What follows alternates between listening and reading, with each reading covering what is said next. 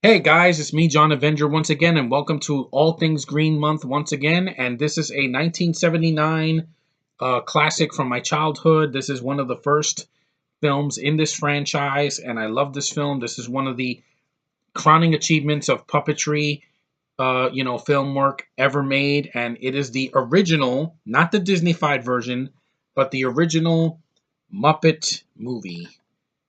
Embraceable by all ages, Newsweek magazine. Absolutely. This movie is fantastic.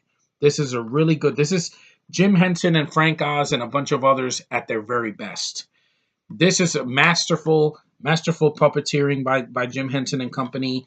They nailed it. Every single character in here is iconic, and of course you have Kermit the Frog who's green, so it counts. This film is just beautiful. Like I love the shots of this movie. It was directed by let's see, co-starring. I think Frank Oz directed this. I don't know. It doesn't say it on the back here, but because this is one of the older DVDs before Disney bought it, and it's the Columbia TriStar version. But this film, I love watching this film. I mean, it's a film that I saw when I was a kid. I saw this on VHS many years ago, and it's basically the Muppets are in the movie theater seeing a film of themselves, which is kind of meta. Being self-referential, they're seeing themselves on screen. It's got a beautiful opening with the Rainbow Connection is one of the most beautiful songs in all of cinema. Jim Henson sings it with all of his heart. You can tell he put a lot of passion and creativity into this film with the rest of the cast. You got memorable characters. You got Kermit the freaking Frog, one of the greatest Muppets to ever exist. You got Miss Piggy. You got Fozzie the Bear. You have Animal. You have Gonzo, who was my favorite. He was a whatever until they explained in Muppets in Space that he's an alien, which didn't bother me because the nose kind of was a dead giveaway. You got Dr. Bunsen Honeydew, and you have Camilla the Chicken. You have freaking Dr. Teeth and his gang. He's also green. You have Janice and Wardorf, Stantler and Waldorf. Yeah. You have Rolf the dog. You have a cameo from Big Bird. There's a lot of cameos in this movie. Look at this role of cat. Look at all these people that are in this movie that are not part of the main cast. You have Edgar Bergman and Charlie McCarthy. He was a ventriloquist. You have Milton Berle. He's the car salesman. You have Mel Brooks, who plays a German scientist he's so over the top, but he's a good director and he's a very creative guy. You have James Coburn. He's the guy that gets thrown out of the bar, out of the El Sleazo Cafe. You got Dom DeLuise, rest his soul. I miss him. A lot of these actors have passed on, except for Mel Brooks. He's still hanging in there. Good for him. You got Dom DeLuise. He's the guy in the boat that meets Kermit and says, you go to Hollywood so you could become rich and famous. Of course, that's everybody's dream, isn't it? You got Elliot Gould. You got Bob Hope. One of the funniest men ever in the history of cinema. You got Madeline Kahn. She's the girl in the bar.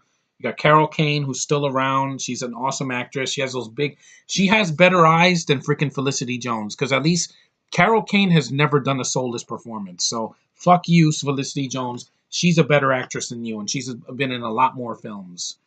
Just a nod there. Cloris Leachman, who is also still alive. She's very old, but she's also still alive. Man, that's great. Steve Martin, that guy, it cracks me up. Richard Pryor, may he rest in peace. He was a funny man. I like him in Superman 3. Sue me. Sorry, Sean. I like that movie. You got Telly Savalas, who is also a really good actor. You got Orson Welles as Little Lord. He's at the very end of the film. Paul Williams, he plays the piano. He's still around. So hell of a cast when it comes to cameos. Nowadays they just throw, like in Zoolander 2, they just throw cameos from like Benedict Cumberbatch as some transgender. That was stupid because he's better than that. And freaking Justin Bieber and that's stupid. Here, Jim Henson knew what he was doing with the cameos. The Nostalgia Critic said one good thing in his review for Last Action Hero. Cameos have to make sense. You can't just throw a famous person in there for the hell of it. It's off-putting. It's like when I saw Paris Hilton in the Cat in the Hat movie, which I want to do a rant on that movie someday, but it won't be this month because the Cat in the Hat's not green. But this movie is wonderful. I love the songs in the movie, the Rainbow Connection. What was it? Can you picture that? I love that song. Moving right along. They sing it a lot, but it doesn't become repetitive. The song that Gonzo sings, I hope to get there someday. What's that other song at the end? Oh, what was the other song that that they sing at the very end of the movie? Besides the Rainbow Connection, there's another one where they sing. Just the songs are iconic. The song that Miss Piggy sings about her, she's fantasizing about never before, never again. Yeah, really good songs. Like this was masterful puppeteering. I missed this in Hollywood. I missed when they used puppets instead of bullshit CGI monstrosities that they have nowadays, where sometimes it works. Case in point, Civil War, Age of Ultron, the first Avengers movie. But I like to see things on the screen that are actually there sometimes, like the original Star Wars movies. Like, Labyrinth I haven't seen yet, but I've seen the puppets. They look great. Little Shop of Horrors, a remake. I want to see what's there. You can't get more real than real. Jim Henson and Frank Oz brought these characters to life. The story is interesting. You got the co-stars. You got Charles Durning as a villain. That man was freaking brilliant. He could play good. He could play a really good guy, and he can also play an asshole. And he plays a southern asshole in this movie. He's one of the best things in the film. He's one of the few human characters that stands out because he's one of the few in it. And you have Austin Pendleton. I like him as an actor. He was in Mr. Nanny. He did the voice of one of the fish in Finding Nemo. He was a good actor. I really like him. He was in the first Short Circuit, and what else was he in? He was in a lot of stuff. I like him as an actor.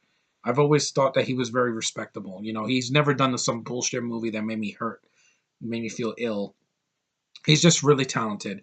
And just, that basically the Muppets are on a road trip.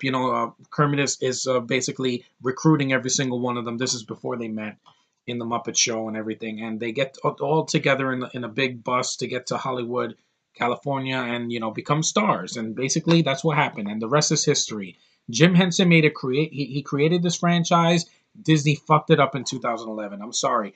I don't want to see the 2011 movie because I saw clips of it and it did nothing for me. It doesn't have the spirit that Jim Henson put into these characters. It was just cash grab Muppets and Muppets Most Wanted. And then that show that came out a few years ago that bombed. Why? Listen, Hollywood, the Muppets were never meant for children, for just adults. I saw this when I was a kid. I wasn't 25 when I saw this. I saw this when I was a kid, and I loved it. And as an adult, I'm like, wow, a lot of effort was put into this movie, and it shows. And just you can't beat it. I'm sorry. Making like a PG-13 Muppets wouldn't work because that's not what they were. The Muppets were never crass and dirty and had adult humor. It's not needed. It's not. That's just forced in there. You want to see an adult version of the Muppets? See Meet the Feebles. That is dark and depressing, and it's nothing like this. And that was in the 80s. And or see Avenue Q on Broadway. That's basically Sesame Street or the Muppets, for adults. This is not just for adults; it's for kids as well. It's kid friendly. It's very funny. The characters are memorable. If you have not seen the original Muppet movie, go watch it. There's no reason to watch the 2011 movie, in my opinion, because I'm like, it's just a recreation of this, but with the big name actors at the time like Jason Segel and freaking Amy Adams, who can do better than that. And I like this cast. This is the Muppets I grew up with, not that bullshit reboot with the show that they did a few years ago. And just all the characters. You got Sam Eagle. You got freaking the who else you have? You have this big bird. I don't know who this bird is. I forgot the name. But there's a lot of creativity. Like, I love puppets, okay? My dad used to be a puppeteer when he was young, and so was my sister. I even did some puppeteering when I was in college, so I know what it's like. I was inside the Audrey 2 puppet in my production of Little Shop of Horrors, so I know what it's like to bring something out of felt to life, and it's wonderful. I mean, I don't like using my arms, but it's an art. There's an art to making puppets work so that they don't look stupid, and this movie is definitely a masterful work when it comes to puppeteering. Just Jim Henson, no one could do better. I'm sorry. I commend guys like Trey Parker and Matt Stone that did, marionette puppets in Team America. That's fine, but this is the one that started. This is the OG, the man that brought it all. I miss Jim Henson like crazy. He was a creative man. He created the original Ninja Turtles cartoon, the live action versions. His puppeteering in that was top notch stuff. His company made those suits in the first two films and look immaculate. And the Muppets are no exception as well. This is one of the best Muppet movies. It's the original. This was like right after the Muppet Show that came out in the 70s, which I did watch when I was a kid. And it just makes me smile. Like, it's a fun movie. It's 95 minutes, so it's not too long. When I saw this as a kid, I kind of thought it was long because I guess 90 minutes was like 2 hours for me. But there are some flaws. The film, the pacing is a little bit slow. Like, you don't see all these Muppets in the beginning of the movie until like way past the middle act of the film. Then you see them. Also, I forgot about Sweetums, that giant monster with the big mouth that he's like, I want to go to Hollywood, and he chases him. That's a mix of puppeteering and a guy in a suit. So it's really well done practical work. And I have a confession to make. When I was a kid, some of the Muppets with these big bushy eyebrows scared the hell out of me. Like Harry Monster and Sesame Street and Animal. That look at those eyebrows. Those used to scare the hell out of me. That's why, thank God, The Rock was not a wrestler in the 80s, or I would have been running in my bed, under my bed, because I didn't like big bushy eyebrows. There was just something about it that just rubbed me the wrong way. But now I can see it because, I've seen creepier puppets than this. I sat there and Meet the Feebles last year, so that was crazy, dude. But this is a good movie.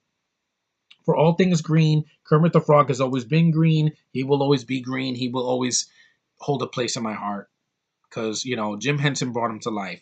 I give many props to Steve Whitemeyer, who's done the voice of Kermit since Jim's passing, and he deserves all the credit in the world. It's not his fault that the Muppets have gone to shit now because Disney should not have touched it. Every time Disney gets an old franchise, what they want to do is just rape it and leave it for just milk it for all it's worth and then leave it for dead. You're not going to do that with Star Wars, Disney.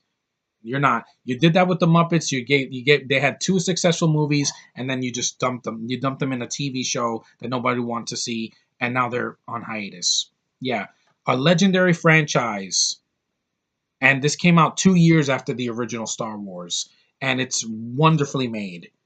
It was made with hands, not with computers. I'm going to leave it at that. So Muppet movie is good. There are some pacing issues like, like I would have wanted to see them get together a lot sooner, like at least within 30 minutes. I don't think you need to like an hour to get them all together. But it's an origin story, I guess, of the Muppets, so that's kind of why. But in the other movies, they're together a lot, like The Great Muppet Caper, which I don't have. I have to get that on Blu-ray. And the next one I want to review is Muppets Take Manhattan, one of my personal favorites. I love that movie. It's a part of my childhood. I love that. That movie is just it's one of the best Muppet films I've ever seen. But this is a really good one. It is a art. This is art. People want to say how these art house flicks with these A-list actors and with these big directors that it's the best thing ever. You take a look at this movie. This movie is masterfully made with hands, not with computers or digital cameras. If you see, I just love the way films from the 70s look. They look great.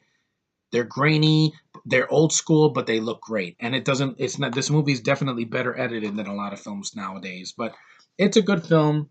Watch it with your kids. If you can get a copy of it, they have a Blu-ray of this because Disney released some special editions of this. And I'm very glad I have this on DVD because it's a piece of history of my childhood. And I will always respect it for that. Thank you, Jim Henson. Thank you. You're the best. So, yeah, I know it's a nostalgia trip, but that's the real nostalgia. The originals, just to let people know. But anyway, thanks for watching, guys. Thanks for enduring my videos. I know it's been a very cold winter. I mean, today was like 20 something degrees, very windy, very cold, but I'm home now. I'm going to relax. I'm going to watch a movie and then I'm going to go to bed soon. So see you guys in the next video tomorrow. Take it easy. Peace.